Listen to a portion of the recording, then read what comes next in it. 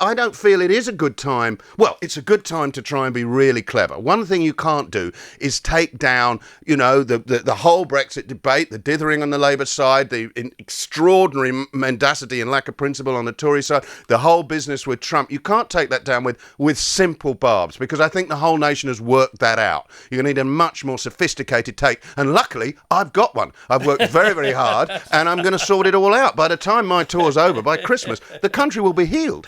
The soothing balm of laughter will have brought us all back together will you again. be done by Christmas? Well, I'll certainly be done on this. But yeah, it's a lot. It's pretty much back to back. It's actually 80 dates with the warm-ups. But yeah, I mean, what country will I be? I'm doing 7 or 8 gigs in Scotland. Will I need a passport? Could happen by Christmas. I'm doing Dublin and Belfast on 2 days. How long will it take me to get across the border? Will it be hard? Will it be soft? Or maybe just a little bit squidgy? Who can tell?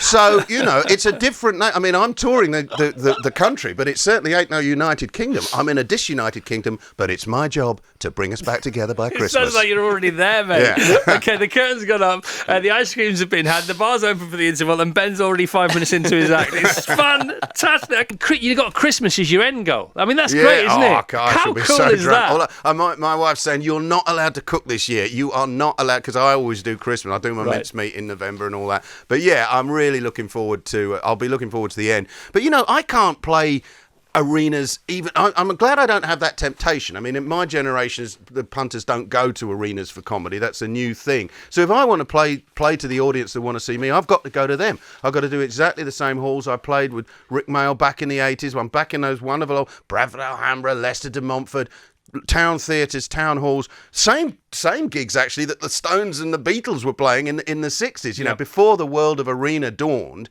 there were only human-sized venues, and because I can't sell enough tickets, I'm still in them, which is wonderful, because as a stand-up comedian, I think the temptation to play a vast arena, I'm not knocking people who do, because people want to go, so Dylan do and it. Skinner were the first, Well, they were the first. They did an arena show, and that was great, and I don't knock it, but it must be a different art form. I think these arena shows are more about community. I think the reason young people are really loving to go to these vast sort of car parks, these warehouses, to be, I think it's being part of the event. I think they obviously not so foolish as to think, oh, well, I'm getting an intimate gig with the comedian I love, but it's being part of almost a tribal thing, and I think that's because we're getting more and more isolated.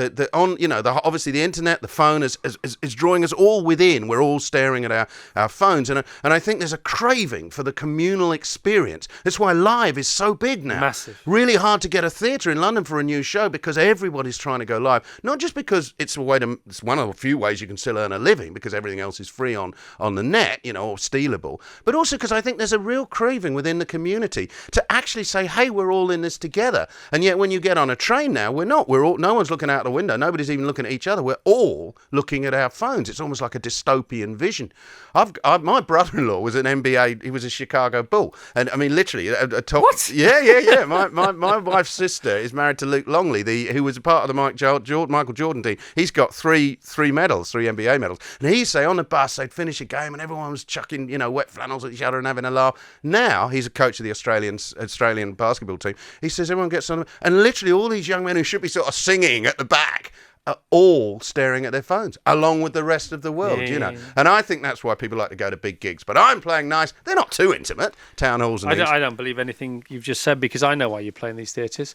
Because if you play arenas, and Seinfeld plays arenas, and Robin Williams was playing arenas before he passed away, so you could play arenas and you would sell out. I know the reason you're playing theatres, because there are great curry houses next to theatres, after-show curry houses, because I've been to one with you, and you can't get that when you play the O2. You can't get that in a arena. You're going to have a cone of popcorn from the queuing franchise. Look, stand-up comedy for me is a real art form. It's a beautiful medium for the exploration of ideas. I mean, a lot of people say, what's your favourite for comedy? I'm really not interested in other comedians. I wish them well, but none of them do what I do, because what I do is unique. I'm sure what they do is unique, but the reason my stuff is unique because it's about what I'm thinking, what I'm exploring, the ideas I want to weave together. I mean, I'm never going to win an Edinburgh Best Joke competition. I don't do jokes. I mean, all power to the comics who do those lovely one-line, but for me it's about the ideas. It's about developing a theme and arriving at a comedic conclusion and drawing the audience's imaginations in to sort of say, let's share in this mad journey and find out where we get together. It's almost like a dialogue, and you can't really do that in too big a venue. You have to be able to feel the room. You have to be able to feel the room and play the room and ask people to, will you invite me into your imagination? Will you let me engage my thoughts with yours? I mean, the audience is proactive in my audience. They don't just sit there and go, well, that was funny, that wasn't funny. If you ain't thinking, you're definitely missing it. Which is a referendum, isn't it? Yeah, I guess it's right. binary. There ain't no referendums in my gigs. It isn't a yes/no moment. You've got to stay with the program. Yeah. You can't sort of wake up halfway through, get triggered and tweet I'm bored. No, that's no good. The Chris Evans Breakfast Show with Sky.